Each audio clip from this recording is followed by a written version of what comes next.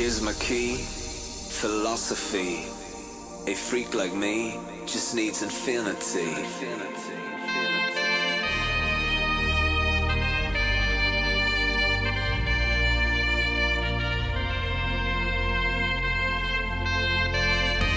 Relax, take your time.